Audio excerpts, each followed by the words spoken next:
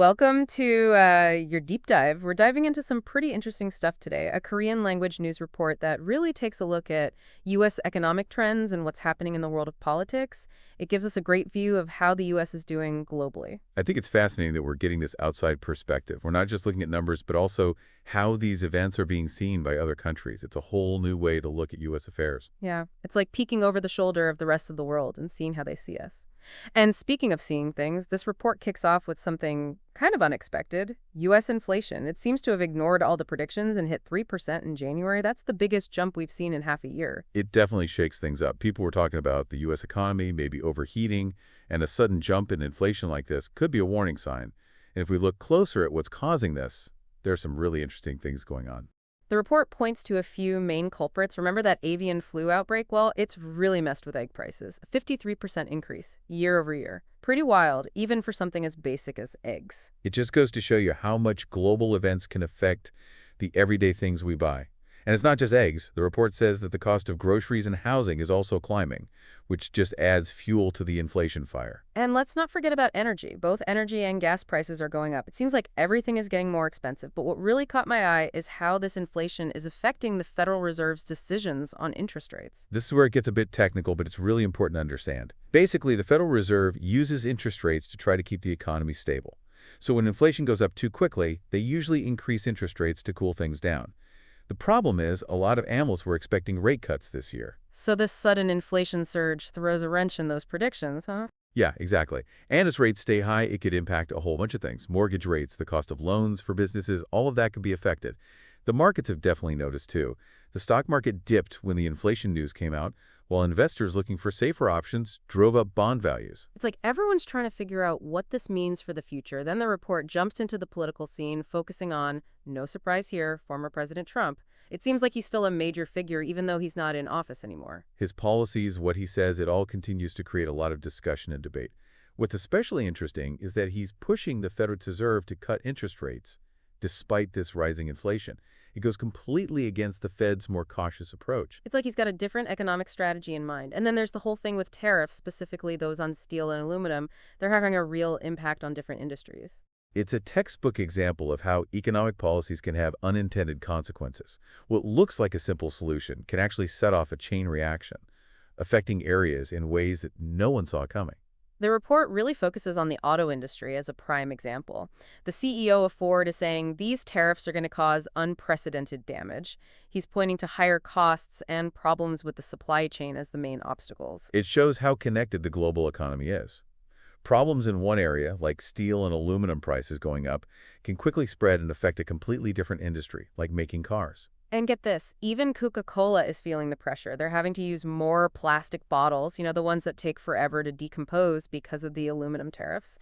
It's a pretty stark example of how economic choices can have big environmental consequences. Yeah, it really highlights the need to think about the long-term impact of economic policies on the environment. Sometimes what seems like a good economic move in the short term can end up being a burden on the environment for a long time. It's a reminder that everything's connected. And speaking of connections, the report doesn't shy away from the impact of Trump's immigration policies either. It seems that stricter immigration enforcement is leading to labor shortages, which, as you might guess, is pushing prices even higher. It comes down to simple supply and demand. When there are fewer workers, the cost of labor goes up, and those increased costs are often passed on to us as consumers in the form of higher prices. It's domino effect. One thing leads to another. The report specifically mentions construction and agriculture as being hit hard by these labor shortages. Local businesses that rely on immigrant labor are struggling too. It's a complex issue with no easy answers. Absolutely. And it's not just about numbers on a spreadsheet. There are real people whose lives and livelihoods are being affected. It's important to consider the human impact of these policy decisions. For sure. The report also covers Trump's push for budget cuts and making the government more efficient. While that might sound good at first, there are worries about the potential downsides, especially when it comes to public service jobs. It's a classic dilemma, trying to balance financial responsibility with the potential consequences of cutting back on essential services. Sometimes trying to save money in one area can create problems somewhere else. Like, cutting public service jobs might seem like a quick way to save money, but in the long run, it could actually hurt the economy and put a strain on social safety nets. It's a tricky balancing act. It really shows how important it is to think carefully and analyze the possible outcomes before making big changes. Now get ready for a surprise twist. Here comes Elon Musk. The report talks about a press conference where he's standing right next to Trump, showing how much influence he's gaining in U.S. policy. It's a fascinating development, isn't it? It shows how technology, transit, and politics are all coming together.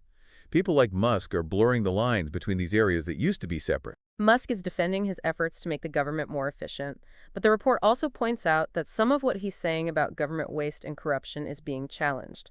Specifically, his comments about USAID, a key source of international aid, are being scrutinized because they don't seem to have much evidence and might even be spreading misinformation. That raises some serious questions about accountability and transparency, especially when powerful individuals are involved in shaping policy.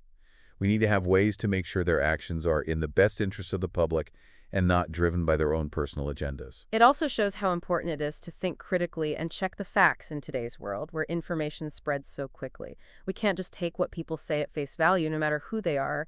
We need to look deeper, examine the evidence, and consider different perspectives. Exactly. It's about being informed and engaged citizens who can tell the difference between what's true and what's not.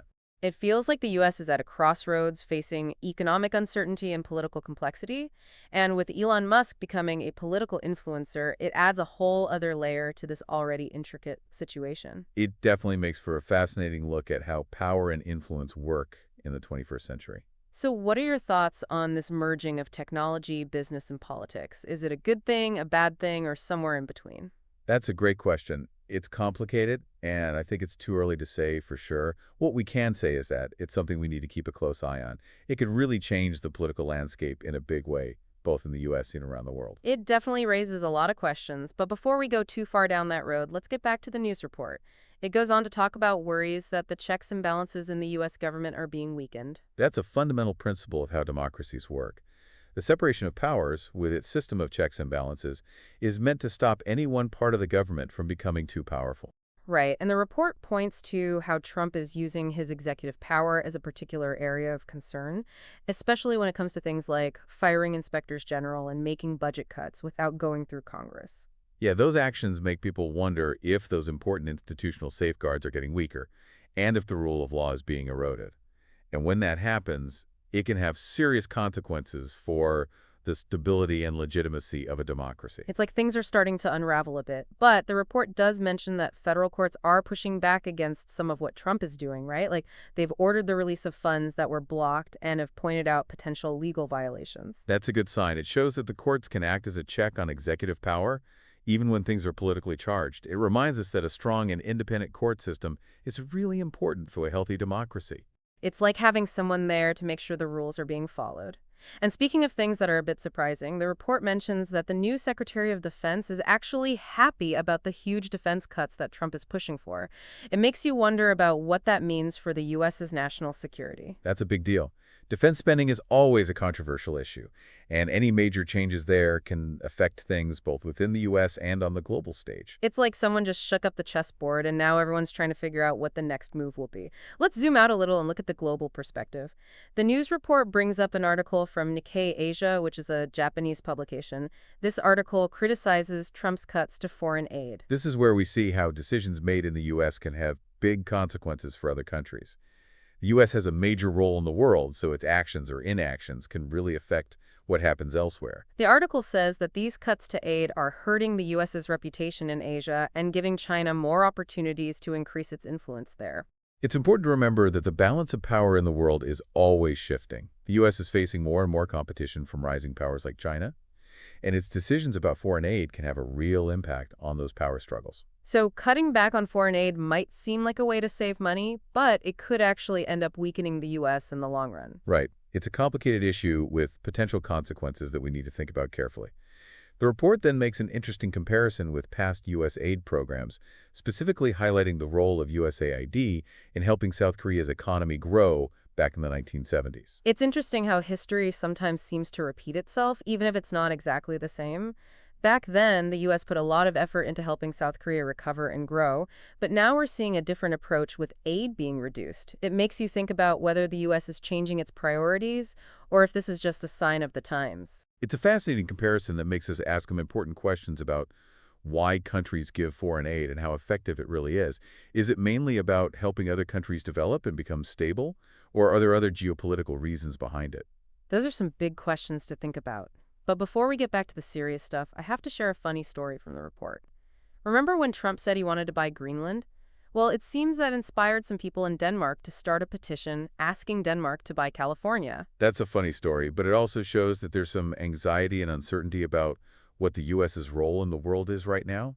When other countries are making jokes about your political decisions, it could mean they're starting to see you differently. It's like they're saying, well, if you can try to buy our land, maybe we can buy yours too.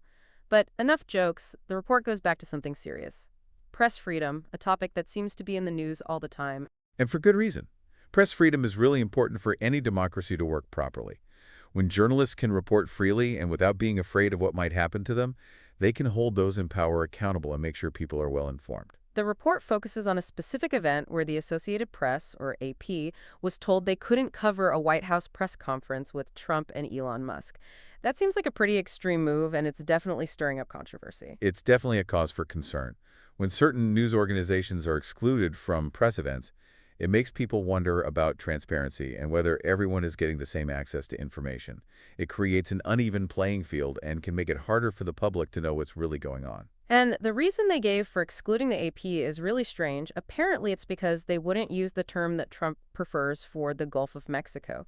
They used the international recognized term Gulf of Mexico instead, which seems perfectly normal to me.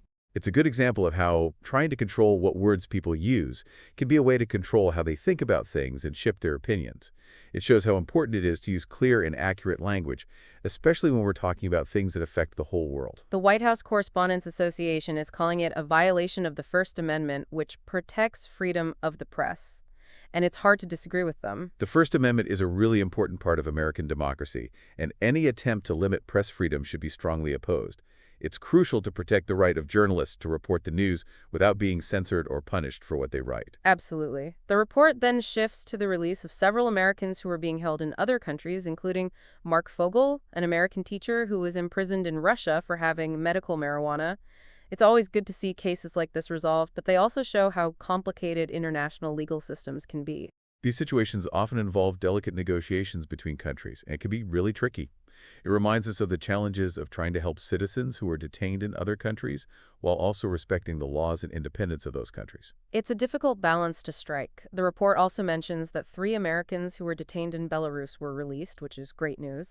But then it talks about the ongoing tensions in the Middle East, which are always a cause for worry. It's a reminder that even when good things are happening, there are always conflicts brewing and potential problems around the world.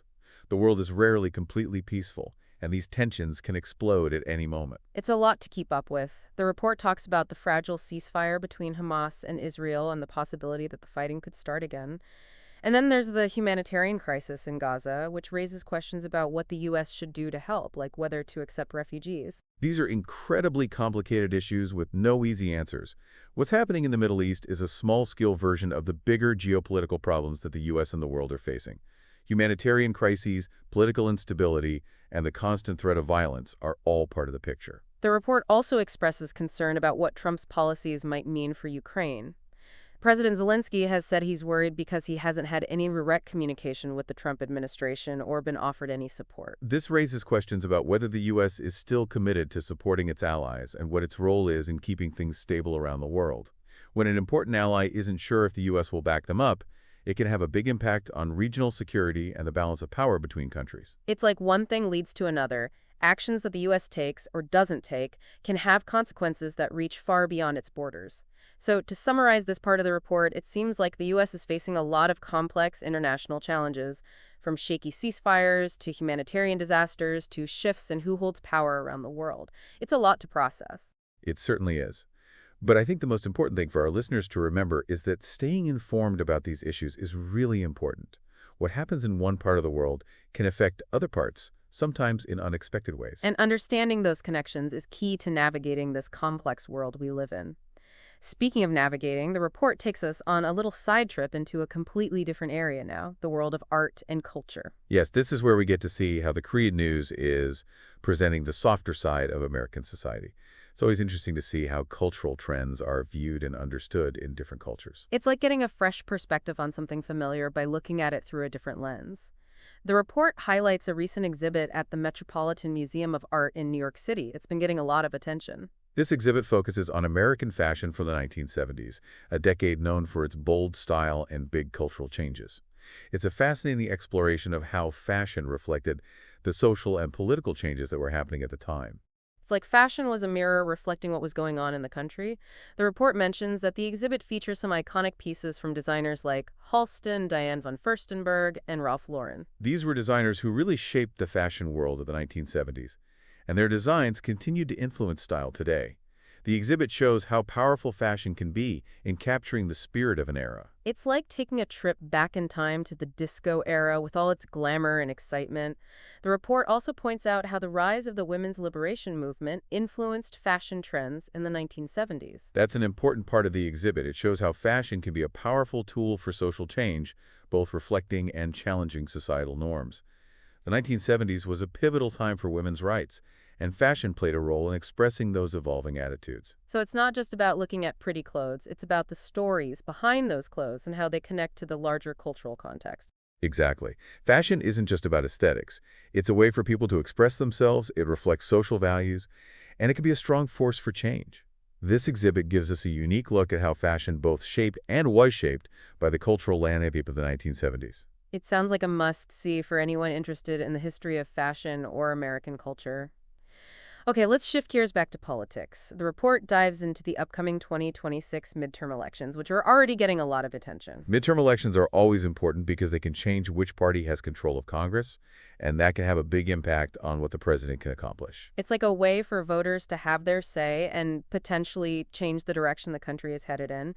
The report points out some of the key races to watch, especially those that could determine which party controls the Senate. Control of the Senate is really important because it determines whether bills get passed, whether judges are confirmed, and basically how effective the president can be in getting things done.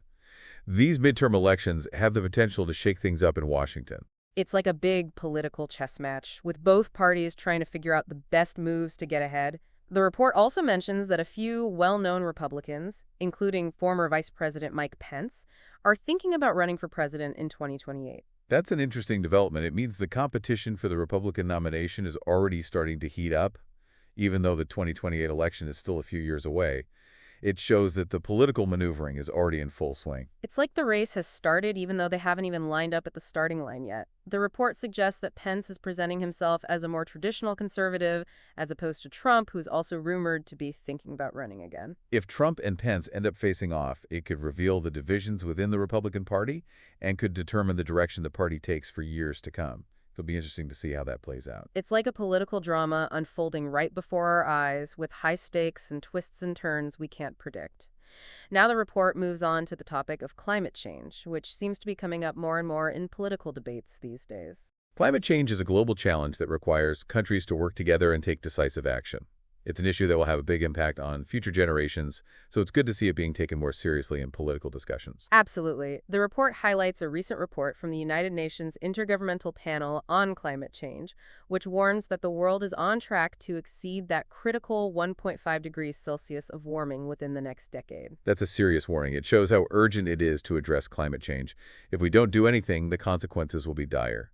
We can expect more extreme weather, rising sea levels, and major disruptions to ecosystems and human societies. It's like a ticking time bomb, and we're running out of time to defuse it. The report mentions that the Biden administration is pushing for ambitious climate policies, but it's facing resistance from Republicans, many of whom either don't believe in climate change or think economic growth is more important than protecting the environment.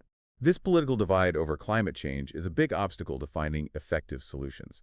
It shows that we need both parties to work together and be willing to make tough choices if we want to tackle this global challenge. It's a test of whether we can put the long-term health in our planet ahead of short-term gains. So this part of the report emphasizes how urgent it is to do something about climate change and the political hurdles that are in the way of making real progress. It's a complex problem with far-reaching effects, and it's definitely going to be a major topic in political debates for years to come. Absolutely. It's a defining issue of our time, and the choices we make now will have a huge impact on the future of our planet and how well future generations will be able to live. It's a big responsibility, that's for sure. Okay, switching gears again, the report touches on something that's been all over the news lately, the rise of artificial intelligence, or AI. AI seems to be everywhere now, from self-driving cars to those virtual assistants on our phones to algorithms that decide what we see on social media. AI is changing our world quickly, and its impact is only going to get bigger in the coming years. It's a technology with the potential to revolutionize industries, make our lives better, and raise some really deep ethical and societal questions. The report focuses on the growing debate about the potential benefits and risks of AI. Some experts think AI could help us solve some of the world's biggest problems, while others warn about potential dangers, like people losing their jobs, algorithms being biased, and even the possibility of AI becoming too powerful and threatening humanity. It's a classic example of how technology can disrupt things. It has the potential for both amazing progress and unintended consequences. It's really important that we think carefully about how we develop and use AI, that we have ethical guidelines in place, and that we focus on minimizing the potential risks. It's like we're at a crossroads and need to figure out how to use AI for good while also protecting ourselves from its potential downsides. The report mentions that the U.S. government has started working on a national AI strategy, which aims to promote responsible AI development and address concerns about the ethical implications. That's a step in the right direction. It shows that policymakers are starting to take the potential risks and rewards of AI seriously and are trying to come up with ways to make sure AI is developed and used in a way that benefits everyone. It's like trying to steer a ship through uncharted waters. We need a clear vision, a steady hand on the wheel, and the ability to adapt as we explore this new territory of artificial intelligence. Exactly. The future of AI is still being written, and it's up to us to make sure it's a future that benefits humanity and makes our lives better. Well said. Now, as we get towards the end of our deep dive, the report circles back to the economic outlook for the U.S. It sounds like there's a lot of uncertainty, with different experts giving conflicting signals and predictions. The economy is always changing and going through ups and downs. But the report points out a few key things that are causing this feeling of uncertainty. These include ongoing concerns about inflation, problems with supply chains, and tensions between countries. It's kind of like trying to predict the weather. There are so many factors involved that it's hard to know for sure what's going to happen. The report does say that the U.S. economy is still pretty strong, with low unemployment and people still spending money. Those are good signs, but it's important to stay alert and keep a close eye on things. The world's economies are all connected, so what happens in one place can affect the U.S. economy too. It's like a delicate ecosystem where even small changes can have big effects. So, to sum up this part of the report, the economic outlook for the U.S. is a bit of a mixed bag. There are reasons to be both optimistic and cautious. That's right. It's a time for making careful decisions, planning ahead, and being ready to adapt to whatever happens. Well, that brings us to the end of part 2 of our deep dive. We've covered a lot, from U.S. politics and the economy to what's happening around the world, and even a bit about culture. What do you think is the most important takeaway so far? I think the most striking thing is how interconnected everything is. We've seen how decisions made in the U.S. can have big consequences for the rest of the world, how the economy is affected by global events, and how cultural changes can reflect what's happening in a country. It reminds us that we live in a complex, interconnected world where what happens in one place can have ripple effects that reach far and wide. It's like a giant tapestry where all the threads are woven together to create a complex and ever-changing pattern. So as we get ready for part 3, what's the big question you think our listeners should be thinking about? Considering everything we've talked about, I think the most important question is this: how can we, as individuals, navigate this complex and often unpredictable world in a way that is informed, engaged, and proactive? It's a question that challenges us to stay informed, to think critically, and to do our part in shaping the future we want to see. It's a call to action, an invitation to become active participants in shaping the world around us. And on that note, we'll take a short break before diving into part 3, where we'll explore some potential answers to this question and look deeper into what it means to be an informed and engaged citizen in the 21st century. And we're back for the final part of our deep dive. We've been through a lot, from U.S. politics and economics to what's happening globally and even some art and culture. Now, let's shift our focus to what all of this means for you, the listener. It's a good point. We've covered a lot of complex information, but knowledge is really powerful when you understand it and can use it. So let's bring it back to you and see how these insights can help you make sense of the world. Exactly. It's not about just sitting back and watching. It's about being informed and getting involved. But where do we even start? There's just so much information out there. It can be overwhelming. Absolutely. That's where critical thinking becomes so important. It's not just about taking in information. It's about questioning it, analyzing it, and figuring out if it's even reliable. So we shouldn't just accept what we see in headlines. We should be digging deeper, looking for evidence, and trying to see things from different perspectives. Exactly. And that includes being aware of our own biases, We all have them, and they can affect how we understand information. So it's really important to challenge our own assumptions and try to see things from other people's points of view. It's like trying to see the world through someone else's eyes. It can be uncomfortable sometimes, but it's crucial if we want to really understand complex issues. And we need to remember that there's rarely one right answer. A lot of the things we've talked about are complicated and don't have easy solutions. So it's not about finding the right answer, but more about having thoughtful, informed conversations. It's about listening to different opinions, even if we disagree with them, and trying to see where other people are coming from. And that leads to another really important part of being informed and engaged. Taking action. It's not enough to just know about the issues. We need to use what we know to make a difference. That could mean voting, volunteering, speaking up for change, or even just having informed discussions with other people. It's about putting what we know into action, using our voices and our actions to create the kind of world we want to live in. So after everything we've discussed in this deep dive, what are some practical steps our listeners can take to be more informed and engaged? That's a great question. A good place to start is by getting your information from a variety of sources. Don't just rely on one news outlet or social media platform. Try to find different perspectives, read articles from different publications, and listen to podcasts that challenge your way of thinking. It's like having a balanced media diet. Getting our information from lots of different places helps us make sure we're not just getting one side of the story. Exactly. And don't be afraid to have respectful conversations with people who have different opinions. Listen to what they have to say, try to understand why they think the way they do, and then share your own thoughts in a thoughtful and constructive way. It's about finding common ground, even when we disagree, and building bridges between people. And remember, staying informed and engaged is a journey, not a destination. It's something we need to keep working on. So keep learning, keep asking questions, keep exploring, and keep using your voice to make a difference. That wraps up our deep dive for today. We hope you found it insightful and helpful. Keep exploring these topics and use what you've learned to become an active, informed participant in shaping the world around you. Thanks for joining us.